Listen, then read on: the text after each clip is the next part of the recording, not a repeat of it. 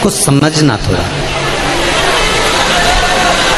कि गुरुजी बार बार बोलते हैं कि मंदिर में जाकर जल चढ़ाओ, मंदिर में जाकर पूजन करो, मंदिर में जाकर पशुपति व्रत करो, मंदिर में जाकर आराधना करो, मंदिर में जाकर भगवान शंकर को बेलपत्र चढ़ाकर खाओ, मंदिर में जाकर दुर्वा चढ़ाकर खाओ, मंदिर में जाकर भगवान को जल समर्पित करो। गुरुजी ये क्यों नहीं कहते कि घर में शंकर जी का शिवलिंग है तो उसकी आराधना कर लो, घर में जो शिवलिंग विराजमान है उसका पूजन कर लो, उस पर चढ़ी हुई बेलपत्र खा लो। मंदिर का ही वर्णन क्यों?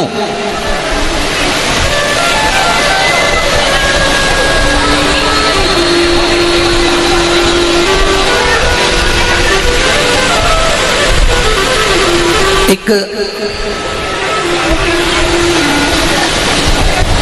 आप ये बेलपत्री भगवान शंकर को चढ़ाएं ना चढ़ाएं,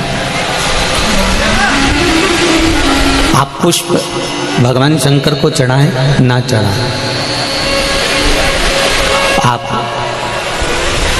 दुर्वा भगवान को चढ़ाएं ना चढ़ाएं,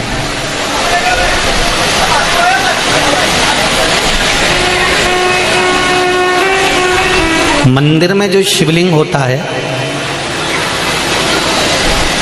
मंदिर के अंदर जो शंकर भगवान का शिवलिंग होता है वो स्थिर होता है, और घर में जो शिवलिंग है वो स्थिर है क्या?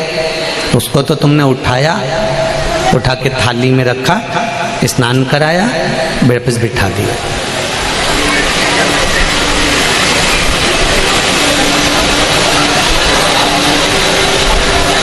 मंदिर में जो शिवलिंग रखा गया है वो स्थापित है, वो स्थिर है। स्थापित शिवलिंग की एक महत्वता सबसे ज्यादा होती है कि उस पे अगर बेलपत्री चढ़े तो ठीक, फूल चढ़े तो ठीक, सामग्री चढ़े तो ठीक, जल चढ़े तो ठीक। उसकी सबसे बड़ी महत्वता होती है कि जितने लोग उसका दर्शन करते हैं उनकी दृष्टि ही जब भगवान पर चढ़ जाती है तो वो शिवलिंग सिद्ध होता चले जाता है और उसका फल हमें अधिक मिलता है।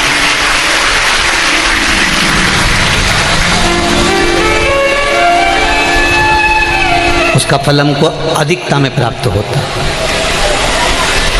अब घर में जो शिवलिंग है, घर में जो शंकर भगवान का शिवलिंग है छोटा सा, उस पे कितने लोग दर्शन कर रहे हैं? आपने कर लिया, पति ने कर लिया, बच्चों ने कर लिया, या घर में जो सास ससुर हैं, परिवार है, कुटुंब है, उसने दर्शन कर लिया,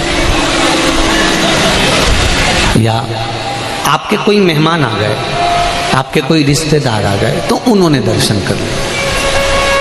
समझ लेना जरा अच्छे से हो। अब घर के शिवलिंग पर परिवार वाले ही दर्शन कर रहे हैं, परिवार के लोग ही उसको दर्शित हो रहे हैं, दर्शन कर रहे हैं, पूजन कर रहे हैं। पर मंदिर का जो शिवलिंग होता है, कोई जरूरी नहीं है कि सब जाकर बेलपत्र चढ़ाएंगे, सब जाकर फूल चढ़ाएंगे, सब जाकर चावल चढ़ाएंगे, या एक लोटा जल सब जाकर चढ़ाएंगे। अगर मंदिर का दरवाजा खुला हुआ है और मंदिर के बाहर से भी कोई निकल कर जा रहा है, मंदिर उसको मालूम है कि यहाँ मंदिर है, और उसकी ये मुख, उसका ये चेहरा मंदिर की ओर भी मुड़ गया। भले गाड़ी चढ़ा रहा था, गाड़ी चलते हुए जा रही थी, भले उसको शिवलिंग दिखा ना दिखा, पर उसका चेहरा मंदिर की ओर मुड़ा तो उसकी दृष्टि का प्रसाद भगवान को चढ़ चुका था, भगवान उसको स्वीकार कर चुका था।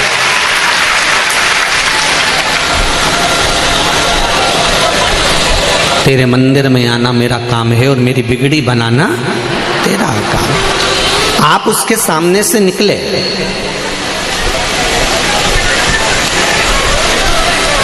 आप उसकी चौखट पे से निकले और उसके सामने उसकी चौखट से जब आप निकले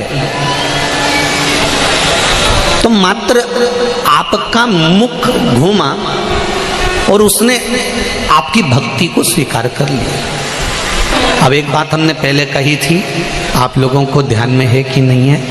वैसे तो मुझे उम्मीद है कि छत्तीसगढ़ के लोग इतनी जल्दी भूलने वालों में से नहीं है, ठीक है? आप लोगों को सुना होगा, हमने कहा था कोई शिवलिंग जंगल में हो, एकांत में हो, जहां कोई नहीं जाता, बोला था कि नहीं बोला था, जहां कोई ना जाए, केवल शिवलिंग है, वहां कोई जाता ही नहीं है, वहां कोई पहुंचता ही नहीं है, और आप वहां से निकल कर जा रहे हैं और आपने वहां पर एक लोटा जल समर्पित कर दिया या वहां सफाई कर दी या वहां भगवान की पूजन कर ली, तो वो अधिक फलदायी होता है। उसका कारण क्या है? लिंग पुराण कहती है घर में जो शिवलिंग है उस शिवलिंग से ज्यादा बलवान होता है मंदिर का शिवलिंग। मंदिर के शिवलिंग से ज्यादा बलवान होता है तीर्थ क्षेत्र का शिवलिंग। तीर्थ क्षेत्र के शिवलिंग से ज्यादा बलवान होता है किसी नदी, सरोवर, तालाब, कुंड के पास का शिवलिंग।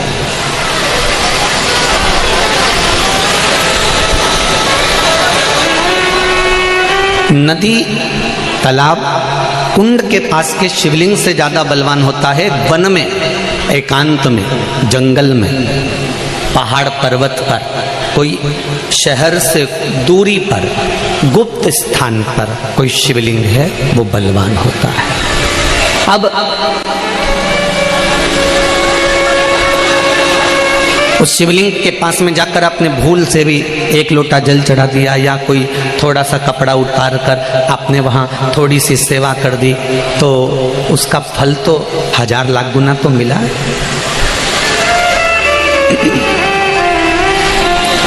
महाभारत की एक कथा है,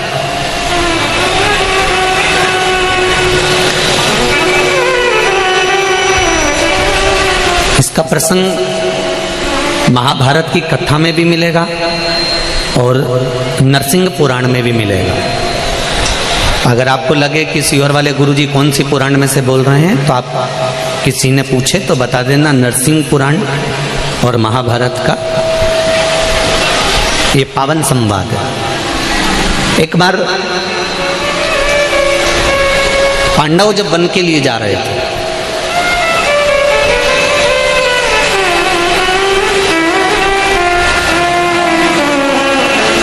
और पांडव जब वन के लिए जा रहे हैं, पांडव वन की ओर प्रवेश कर रहे हैं, कुछ दिन पांडवों को वन में घूमते घूमते निकल गए।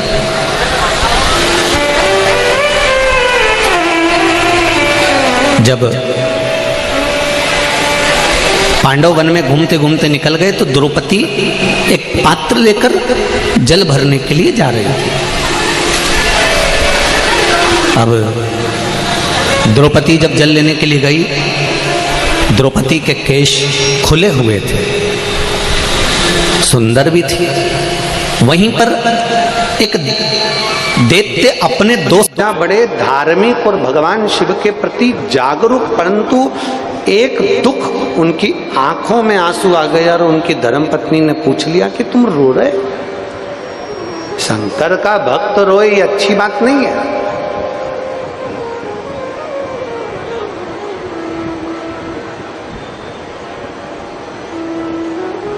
तुम रो रहे हो? हाँ। क्यों? यौनाश्व ने कहा कि मेरे रोने का कारण केवल इतना है कि मेरे घर संतान की प्राप्ति नहीं है, मेरे घर में औलाद नहीं है।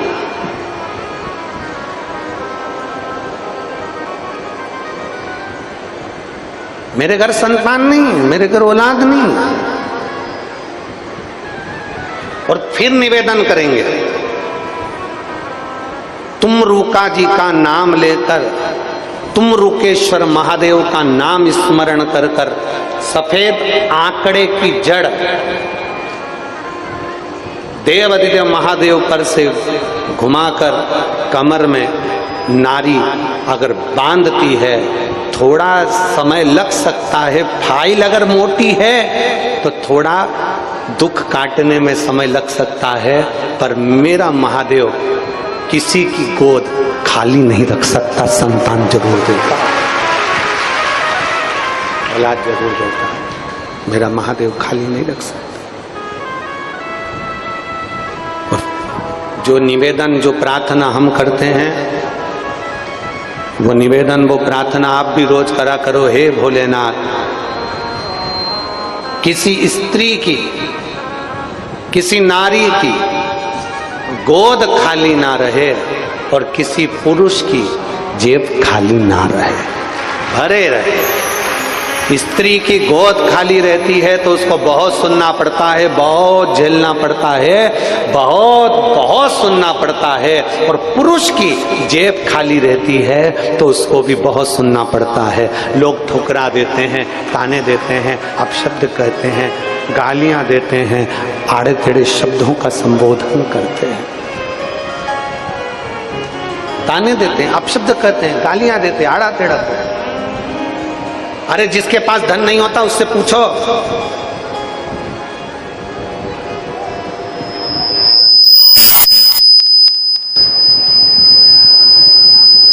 कितना सुनना पड़ता है, कितना श्रवण करना पड़ता है, कोई नहीं गिनता, कोई। और फिर निवेदन है इस पवित्र भूमि से, इस मां नर्मदा के तट से, ओमकारेश्वर बाबा की भूमि से फिर निवेदन है, बाबा से ऐसा प्रणाम कर कर जाना। शिव महा, भले आप ओमकारेश्वर के रहने वाले हो, भले आप आसपास के रहने वाले हो, भले 50 किलोमीटर, 60 किलोमीटर, 100 किलोमीटर, 70 किलोमीटर दूरी से आए हो, भले आसपास के रहने वाले हो, 50 बार ओमकारेश्वर आते होगे, 1000 बार ओमकारेश्वर आते होगे, 1000 बार मां नर्मदा जी का स्नान करने आते होगे, पर 1000 बार आप ओमकारेश्वर आए होगे और मां नर्मदा की स्नान करने के लिए, प्रणाम करने के लिए आए होगे, पर शिव महापुराण की कथा में बैठे हो तो बाबा से अपने दिल की बात जरूर कहकर जाना, मेरा ओमकार बाबा सुनेगा जरूर और झोली भरेगा जरूर। विनय कर कर जाओ।